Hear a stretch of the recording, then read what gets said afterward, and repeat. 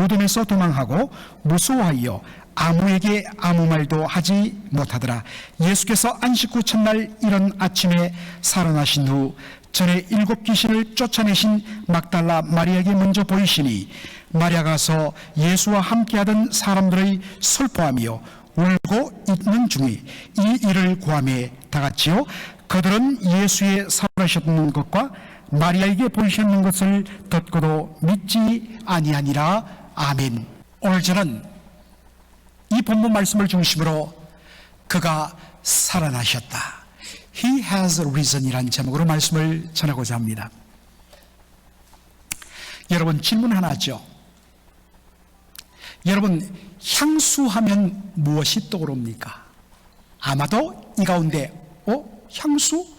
박인수와 이동은 아니에요? 라고 떠올리시는 분. 서울대 성악가 박인수 교수님과 통기타 가수 이동원 씨가 함께 불렀던 정지용 시인의 향수라는 그 가사에 맞추어서 만든 기가 막힌 노래입니다. 여러분, 오늘 집에 가서 한번 들어보시기 바랍니다. 제가 한번 확인해 봤더니 박인수 교수님이 38년생이신데 지난 3월에 LA에서 하나님의 부르심을 받았더라고요. 그리고 2년 전에는 그 가수 이동원 씨도 그렇게 별세를 했다는 사실을 확인했습니다. 여러분, 이때 향수는 한자가 다릅니다. 고향 향자의 근심 혹은 시름 숫자라. 그래서 여러분, 고향의 그리움이 너무나 지독하게 심하면 뭐가 됩니까? 병이 되죠. homesick, 바로 향수병이 걸리는 것입니다. 그런데 여러분, 이 향수 말고 보통 향수하면 뭡니까? perfume. 여러분, perfume, 향수하면 여러분 딱 떠오르는 대명사가 뭐죠? 샤넬. 그것도 샤넬 넘버 5.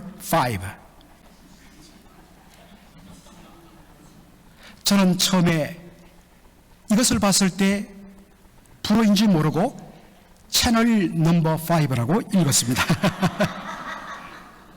샤넬이라고 합니다.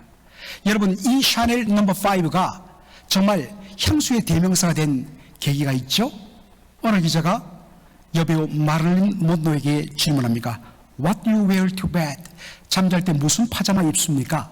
라고 했더니 마릴린 먼로가 I only wear Chanel No. 5.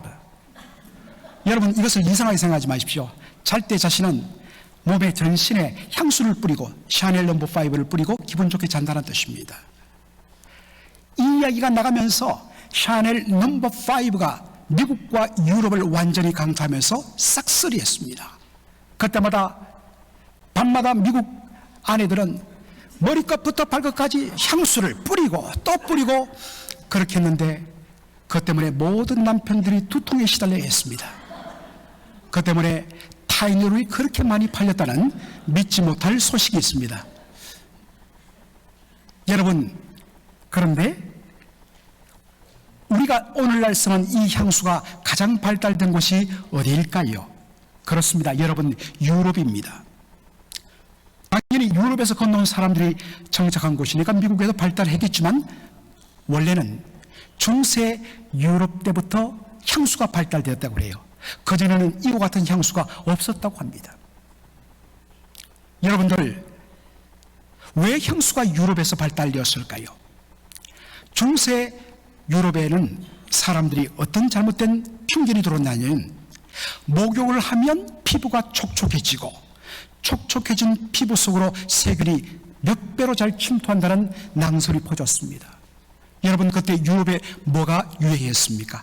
패스트, 흑사병이 유럽을 장악하면서 유럽 인구의 3분의 1이 흑사병으로, 돌림병으로 죽임을 당했다는 여러분 사실을 아실 것입니다. 그러니까 목욕을 하면 피부가 촉촉해지면 세균이 침투해서 병에 걸린다는 소문이 돌면서 사람들이 목욕을 하지 않기 시작했습니다. 그래서 영국의 프랑스와 1세는 그 파리 시내에 있던 모든 공중 목욕탕 다 문을 닫아버렸습니다. 그러니까 사람들이 겨우 얼굴만 간단하게 씻고 다니니까 몸에서 악취가 나기 시작했습니다. 바로 몸에서 나는 그 악취를 감추기 위하여 발달된 것이 뭐냐? 향수였다는 것입니다. 오늘 본문에도 보면 이와 유사한 향품 이야기가 나오는 것을 보게 됩니다. 자, 그 다음 화면요. 우리 16장 1절로 2절 말씀 다 같이 보도록 하겠습니다. 시작. 안식일이 지나매 막달라 마리아와 야고보의 어머니 마리아와 또 살로메가 가서 예수께 바르기 위하여 향품을 사다 두었다가 안식 후 첫날 매우 일찍이 해 돋은 때에 그 무덤으로 가며 라고 말씀을 합니다. 막달라 마리아, 야고보의 어머니 마리아, 그리고 샬롬의 이 세 여인이 향품을 샀다라고 했습니다. 무엇을 위해서요? 예수님의 몸에 바르기 위해서입니다. 여러분, 여기에 사용되는 향품, 영어로 보니까 스파이스라고 해서 여러분들 우리가 음식에 먹는 그 향신료, 조미료를 뜻하는 것이 아니냐라고 생각하는 분들도 계시겠지만, 원어적으로 정확하게 말하면 오인먼트, 향을 먹인 기름을 뜻합니다. 연고를 뜻합니다. 이것은 시신이 죽으면 얼마 가지 않아서부터 썩기 시작합니다. 썩으면 그 시신 특유의 아주 고약한 냄새가 나요. 그것을 냄새를 reduce the stench, 그 악취를 경감시키기 위하여 시신의 몸에 바로 이 향료, 이 향기름을 바르는 것입니다. 그런데 여러분, 흥미로운 것은 이 향품을 이 세 여인이 산 때가 언제입니까? 언제 샀다고요? 안식일이 지나매. When the Sabbath was over. 안식일이 지났을 때 샀습니다. 왜 그렇습니까? 그것은 당시 유대인들의 안식일 개념 때문입니다. 안식일에는 어떤 일도 해서는 안 된다. 따라서 물건을 사고 팔아서도 안 되기 때문에 여인들은 안식일이 딱 끝나기를 기다렸다가 안식일이 끝나자 지나자마자 가게로 달려가서 향품을 샀다는 것입니다. 자, 그렇다면 향품을 샀으면 곧바로 예수님의 몸에 그것을 바르기 위하여 예수님 무덤으로 달려가야 되는데 어떻게 했다고요? 그것을 가지고 집으로 돌아가서 잔 후에 그 다음 날 안식일 이튿날 바로 이런 새벽에 예수님 무덤가로 갔다는 것입니다. 왜 그랬을까요? 이것은 우리와 유대인들의 하루 시작 개념이 다르기 때문입니다. 여러분, 오늘 우리는 하루 시작을 공식적으로 언제 시작하는 것으로 봅니까? 여러분들, 바로 우리가 송구영신 예배 때, 그리고 서울의 그 종로에 여러분들 보신각에서 뭘 칩니까? 종을 치죠. 언제 칩니까? 카운트다운하고 딱 12시 1초가 되었을 때 바로 칩니다. 밤 12시 정확에는 새벽 0시로부터 시작해서 24시간 지나 밤 12시를 하루로 칩니다. 그런데 유대인들은 하루의 시작을 언제로부터 보냐면 바로 해질녘부터 저녁 6시 1초부터 바로 하루가 시작된다고 봤습니다. 그리고 그 다음날을 넘겨서 그 다음날 해가 지는 딱 6시 24시간을 하루의 끝으로 여겼습니다. 그러므로 향품을 산 때는 언제라고요? 안식일이 지난 시점입니다. 안식일에는 어떠한 물건도 사고 팔려서는 안 되기 때문에 기다렸다가 딱 6시가 지나자마자 여인들이 향품 가게로 달려갔습니다. 그리고 예수님의 시신에 바를 향료를 사왔습니다. 그러면 곧바로 가면 되는데 아니죠. 가게에 가서 그 가게에서 향료를 고르고 값을 지불하니까 벌써 7시가 됩니다. 벌써 7시 되면 벌써 어둑어둑캄캄해집니다. 거기로부터 예수님 계시는 그 돌무덤까지 가는 시간이 또한 1시간 걸립니다. 그러면 도착하면 캄캄합니다. 분간할 수가 없습니다. 그래서 향료를 사와서 집에서 자고 새벽에 모여서 예수님 무덤으로 간 것입니다. 그런데 어떤 분이 이렇게 질문할 수가 있습니다. 목사님, 마가복음 16장 2절 보니까 모순이 있는데요. 무엇이요? 안식 후 첫날 매우 일찍이 해돋은 때에 그 무덤으로 갔다. 매우 일찍이란 것은 very early, 아직도 캄캄한 새벽이란 뜻입니다. 그런데 그 다음을 보니까 just after sunrise, 해가 떠오른 후. 맞지 않습니까? 서로 모순이지 않습니까? 여러분, 한번 이렇게 생각하면 해결됩니다. 여인들이 예수님의 몸에 향료를 바르기 위해서 아마도 막달라 마리아의 집으로 모여야 했겠지요. 그래서 거기에서 모인 후에 그들이 출발한 시간은 이런 새벽이었을 것입니다. 아직도 컴컴합니다. 그런데 거기로부터 예수님 무덤까지 가는 시간이 1시간 걸려요. 그래서 예수님 무덤에 도착할 쯤 보니까 저쪽 동력에서 해가 떠오르기 시작한 겁니다. 여러분, 이런 그림이 그려지죠? 자, 여러분, 마가복음 16장 1절로 2절에서 우리가 한 가지 사실을 발견합니다. 그것은 이 세 여인들이 예수님의 무덤을 찾아간 목적은 예수님의 부활을 영접하기 위하여, 목격하기 위하여 간 것이 아니었다는 것입니다. 그들은 예수님의 부활에 대한 믿음도 기도도 그 당시에 없었습니다. 그것을 어떻게 알 수 있습니까? 그들이 예수님의 몸에 바르기 위하여 산 향품입니다. 이 향품은 죽은 시신에서 보면 나는 그 스탠치, 그 악취를 리듀스, 경감시키기 위하여 바르는 오인먼트입니다. 따라서 여인들은 예수님의 부활을 목격하기 위하여 믿음으로 한 것이 아닙니다. 단지 내가 사랑하는 예수님, 그 예수님에 대한 사랑과 존경의 표시로 예수님의 몸에 기름을 바르기 위하여 간 것입니다. 그런데 무덤에 도착한 여인들이 발견한 것이 무엇입니까? 자, 4절 우리 다 함께 읽겠습니다. 눈을 들어본 적 돌이 벌써 굴러졌으니 그 돌이 심히 크더라.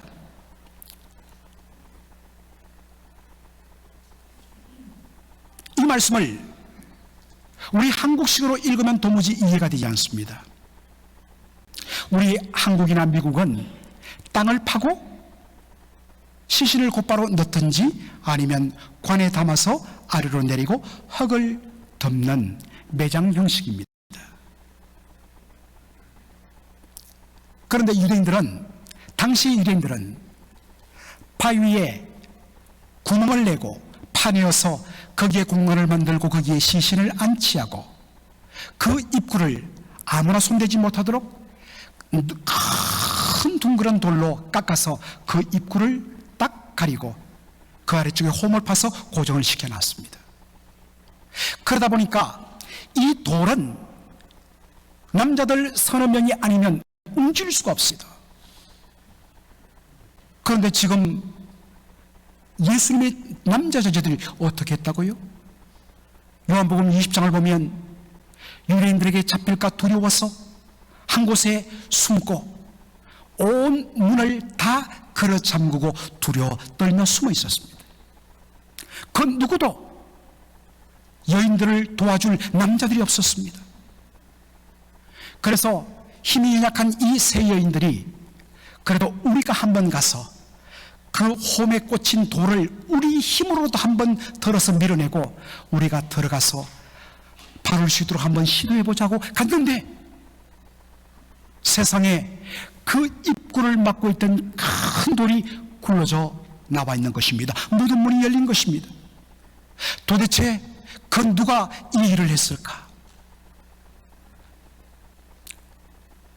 이 세 여인이 그 무덤 문 안으로 들어갔을 때 무엇을 발견합니까? 거기에는 예수님의 시신이 보이지 않고 흰옷 입은 한 젊은 젊은 사람이 앉아 있었을 뿐입니다. 마태복음 28장 2절에는 그 청년의 정체를 주의 천사라고 밝힙니다. 예수님의 무덤은 비어졌습니다.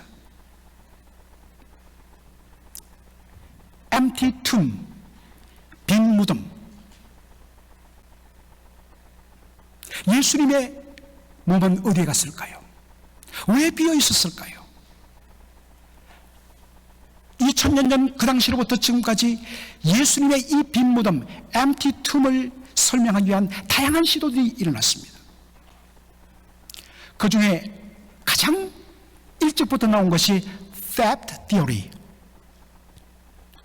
도둑이란 말이죠. 혹은 the stolen body, 몸을 누가 훔쳐갔다는 뜻입니다.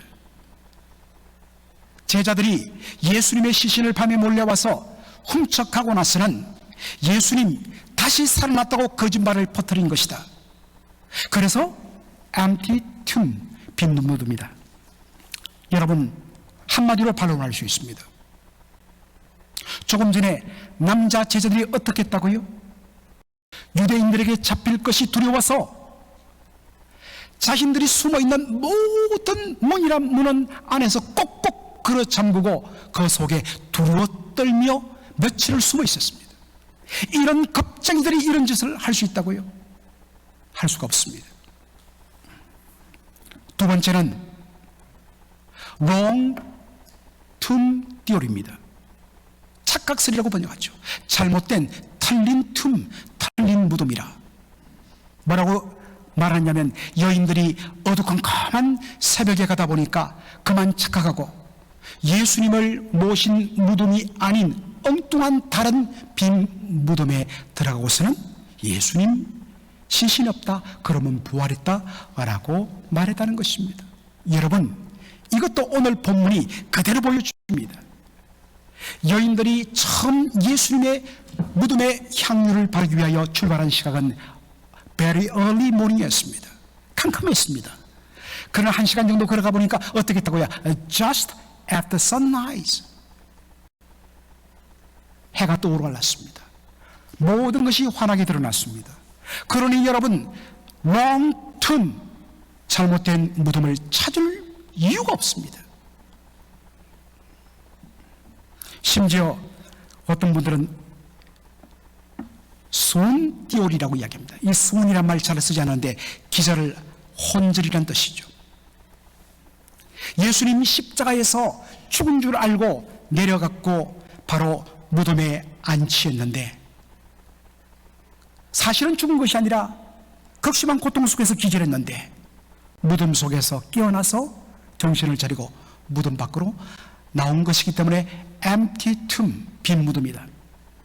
여러분, 정말 이것은 너무나도 잘못된 주장이죠. 여러분들, 미국의 장례는 어떻습니까? 제가 벌써 26년 전에 저 미시간에 공부하러 와서 한인교회에서 첫 번째 장례식을 맞이하게 되는데 나이 80 먹은 교회 할머니가 돌아가셔서 장례를 치르는데 장례 예배를 예배당에서 하고서는 funeral home, 그 장례식장에서 하고 나서는 갑자기 비유를 하겠습니다라고 이야기해요. 한 번도 경험 못했습니다. 그러니까 저보고 서래요. 그래서 줄을 서서 쭉 왔습니다. 제 차례가 되는데 딱 보니까 세상에 관뚜껑이 열려있고 거기에 할머니가 곱게 한복을 입고 누워 계신 거예요. 솔직히 처음에는 좀 놀랐습니다. 미국의 장례식은 open casket, 관을 열고 그렇게 서로 마지막 볼 수 있게 한다 해서 뷰잉입니다. 미국의 장례식은 생전에 고인이 가장 잘 입었던 좋아하는 옷, 그것을 입혀서 그대로 관에 담아서 땅에 내립니다. 그러나 여러분, 우리 한국은 어떻습니까? 그렇죠. 수의를 입히고 나서 어떡합니까? 여무이라고 하는데 여러분, 몸의 마디마디를 300건으로 벌끈벌끈 짜맵니다. 그리고 나서는 묻습니다. 유대인들 같은 경우는 어떻게 하느냐? 시신을 세마포로 꽁꽁꽁꽁 둘러쌉니다. 그러다 보니까 누가 풀어주지 아니하면 혼자서 꼼짝달싹할 수가 없습니다. 비록 기절했다 할지라도, 깨어났다 할지라도. 예수님 십자가를 지기 위해서 정말 십자가를 질 수 없을 정도로 험심 채찍질을 당했습니다. 두 팔에 못이 박혔습니다. 양발을 포개어서 거기에다가 대못을 박아서 고정을 시켰습니다. 뼈가 다 으스러졌습니다. 서로 그들의 말대로 예수님이 거의 죽은 상태에 있다가 깨어났다 할지라도 두 손이 다 으스러지고 양발이 다 뼈가 깨어진 상태에서 어떻게 안에서 그 거대한 돌문을 건강한 남자 서너 명이 밖에서 홈에 낀 그 돌을 들어 올려 밀어내야만 열릴 수 있는 그 문을 어떻게 열 수 있습니까? 더군다나 열었다고 하십시다. 바깥에 병사들이 지키고 있었습니다. 여러분, 스운 띠오리, 기절스러운 말이 안 되는 것입니다. 천사가 여인들에게 예수님 시신이 없는 이유, 예수님의 무덤이 빈 무덤인 이유를 이렇게 설명합니다. 다 같이 우리 읽도록 하겠습니다. 청년이 이르되 놀라지 말라. 너희가 십자가에 못 박히신 나사렛 예수를 찾는구나. 그가 살아나셨고 여기 계시지 아니하니라. 보라, 그를 두었던 곳임이라. 아멘. You are looking for Jesus, the Nazarene, who has crucified. He has risen. 그러므로 so he is not here.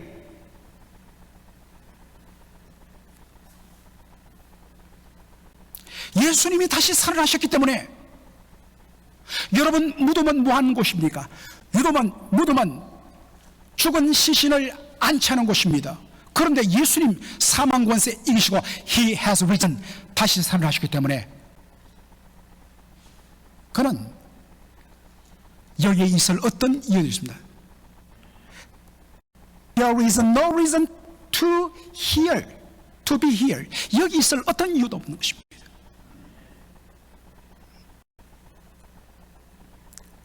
누가 여러분에게 질문합니다. 왜 예수님의 무덤은 비어 있습니까? 왜 예수님의 무덤은 비어 있습니까? 우리의 대답은 하나입니다. 따로 뭐 과학적이고 뭐 설명할 것이 없습니다. 한마디로 He has risen.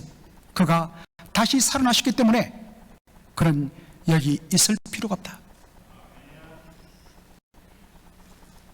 19세기 초부터 독일을 강타했던 것이 자유주의 신학입니다. 자유주의 신학은 인간의 이성에 근거하여서 인간의 이성으로 이해되지 못하고 확인되지 못하는 모든 어떠한 일들, 모든 슈퍼내추럴한 일들은 다 믿을 수 없다. 그래서 성경에 나오는 모든 슈퍼내추럴한 미라클들을 다 거부했습니다. 당연히 예수님의 부활을 그들은 믿지 않았습니다. 마찬가지로 예수님의 하나님 아들로서 이 땅에 오심도 믿지 않았습니다. 예수님이 왜 십자가에 못 박혀 달려 죽으셨느냐? 우리 죄를 위하여 대신하여 피 흘려 죽으신 것, 대속의 죽음을 믿지 않았습니다. 오직 그들이 믿는 것은 예수님이 가르친 산상수훈의 윤리와 도덕이었습니다. 그러니 그들은 부활을 믿지 않습니다. 그러나 설명은 해야겠고, 그래서 그들이 내어놓은 대답이 뭐냐?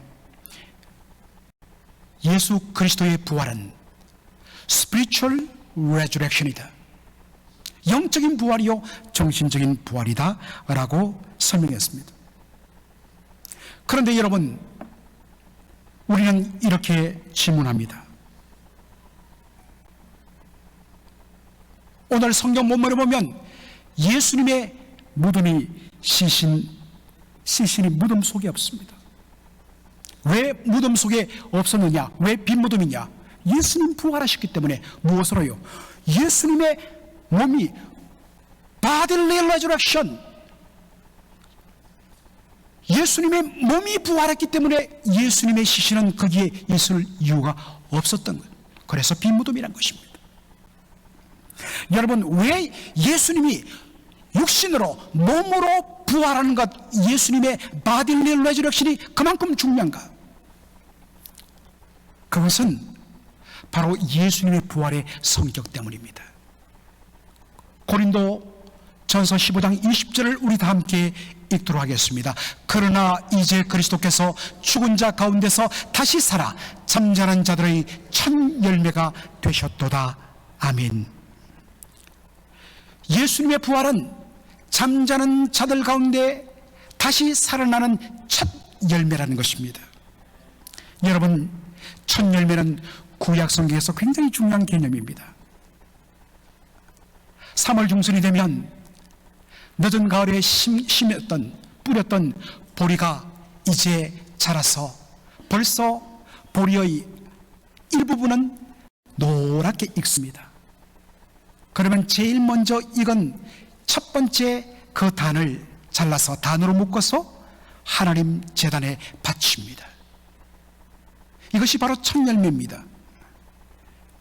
여러분, 첫 열매는 아직도 밭에 익지 않고 푸른 빛을 띠는 밭에 있는 모든 곡식을 대표하는 레프리젠터티브 대표인 것입니다. 이것이 무엇을 뜻하는가? 지금 이렇게 누렇게 익은 첫 열매처럼 아직 밭에 있는 익지 않은 곡식들도 언젠가 반드시 익게 될 것이다. 뭘 보고 합니까? 첫 열매, first fruit을 보고 합니다. 하나님 앞에 첫 열매를 바쳤습니다. 이것이 무엇을 의미하는가? 아직 밭에 있는 나머지 모든 열매도 주님께 드려진 주님의 것이라는 뜻입니다. 이 고백을 담는 것이 11조입니다. 여러분 소득의 10분의 1을 하나님 앞에 드린다는 것, 어떻게 버는 것인데. 그렇게 해서 11조를 하는 분들을 주저하는 분들을 봅니다. 여러분, 11조는 신앙 고백입니다.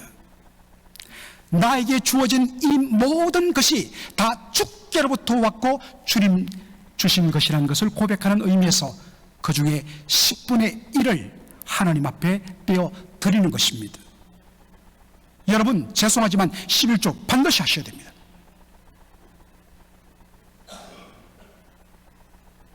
목사님, 저는 은퇴했기 때문에 이제 회사에서 받는 게 없는데요. 아니요.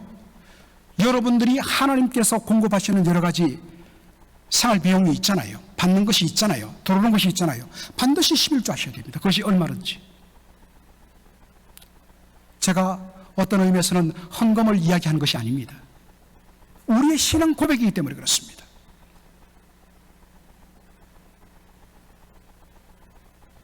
예수님의 부활은 잠자는 자들의 첫 열매, first fruit이라고 그랬습니다. 여기 잠자는 자들이란 누구일까요? 예수를 믿다가 이 땅에서 세상을 떠난 죽은 믿음의 성도들을 가리킵니다. 그런데 그들을 왜 죽은 자들이라 하지 않고 잠자는 자들이라 할까요? 여러분, 잠이란 무엇입니까? 피곤에 쩔어서 정말 자는 것을 말합니다. 그러나 잠잔 후에, 피곤이 풀린 후에 그 다음날 어떻게 됐죠? 잠에서 일어납니다. 부활을 전제하는 것입니다. 지금은 비록 땅에 묻혀있지만 저들도 언젠가는 다시 부활할 것이다. 왜요? 예수님께서 잠자는 자들의 첫 열매로 부활하시기 때문에. 여러분, 아멘 하셔야죠. 아멘입니다. 장례식에만 이 설교를 하는 게 아닙니다. 이건 저와 여러분이 오늘 우리가 항상 고백해야 됩니다. 예수님 우리의 부활의 첫 열매다. 고린도 전서 15장에 드디어 때가 되어서 우리 주 예수 그리스도 나팔 소리와 함께 재림하실 때에 제일 먼저 땅에 묻혀있던 그 사람들이, 그 썩은 육신들이 일어나 썩을 것이 썩지 않을 것으로 영광스러운 주님의 부활의 몸으로 변화되는 영광을 맛보게 될 것입니다. 그리고 살아서 예수님을 만나게 되는 모든 살아있는 성도들은 그가 육신주로 공고하고 육신주로 병든 어떠한 몸일지라도 그 몸이 영광스러운 주님의 부활의 몸으로 glorify, 영원롭게 변화될 줄로 믿습니다. 왜 그러냐? 예수님께서 부활하셨기 때문입니다. 예수님은 스피리추얼 레저렉션이 아니라 바딜 레저렉션을 하신 것입니다. 여러분, 우리가 오늘 이 본문에서 마지막으로 우리가 주목할 표현이 하나 있습니다. 7절의 말씀 다 같이 읽도록 하겠습니다. 가서 그의 제자들과 베드로에게 이르기를 예수께서 너희보다 먼저 갈릴리로 가시나니 전에 너희에게 말씀하신 대로 너희가 거기서 배우리라 하라 하는지라. 예수님 천사에게 부탁합니다. 이제 나를 찾아오는 여인들이 있을 것인데 그 여인들에게 이 말을 꼭 전하게 하라. 가서 그의 제자들과 베드로에게 말하기를 예수님이 지금 먼저 너희보다 갈릴리로 가시기 때문에 거기로 오라, 거기서 만나자 라는 말을 전해라. 여러분 잘 보십시오. 이미 제자들 속에는 베드로도 제자들 속에 포함되기 때문에 가서 제자들에게 이 말을 전달을 하면 됩니다. 그런데 왜 가서 제자들과 베드로에게 이 말을 전하라 베드로를 언급했을까? 여러분 잘 아시죠? 베드로 예수님 3번이나 부인하고 저주하며 버렸습니다. 이것이 베드로에게 말로 다 할 수 없는 죄책감과 실패감을 주었습니다. 극심한 패배의식에 시달렸습니다.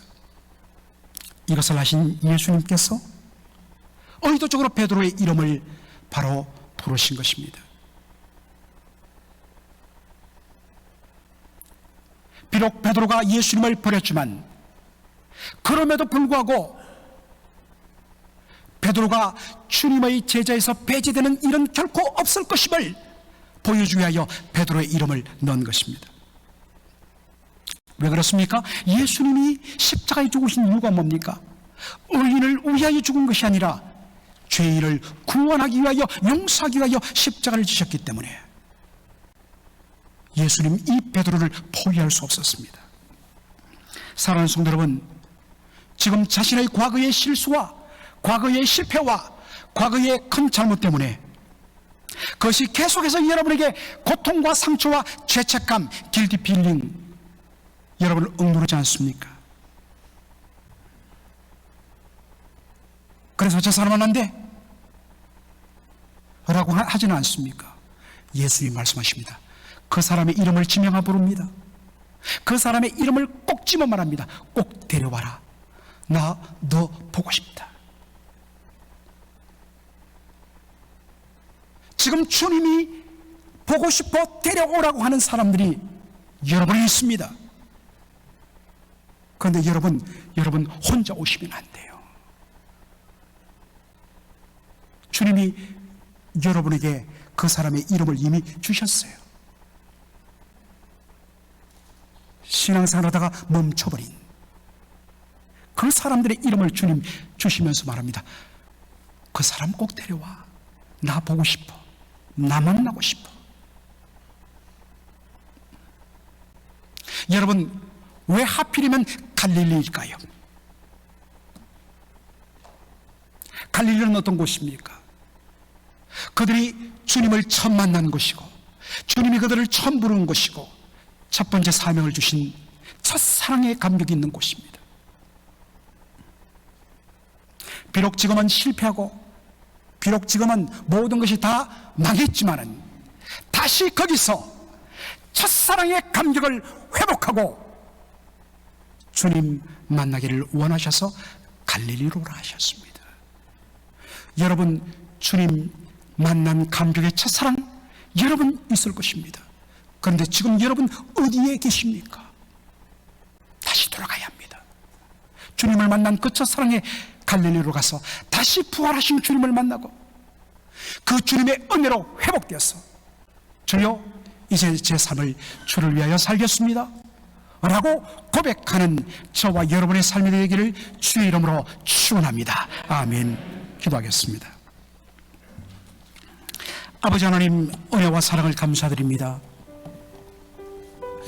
오늘 이 복된 부활 주일날 아버지 하나님께서 저희들에게 생명의 말씀을 허락하여 주신 것을 감사드립니다.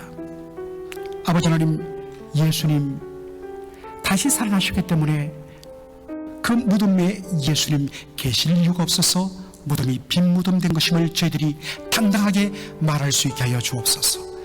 예수님 육신으로 부활하셨기 때문에 예수님은 잠자는 자들의 천면열매가 되심으로 우리도 장차 예수님처럼 몸으로 부활할 것을 믿고 소망 가운데 거하는 저희들 되게 하여 주시옵소서.